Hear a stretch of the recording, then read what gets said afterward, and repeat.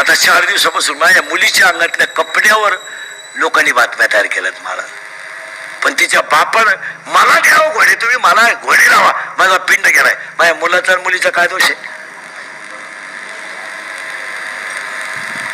पण ह्या कॅमेरेवाल्यांनी 8 दिवसात माझं जगणं मुश्किल करून टाकलं. मला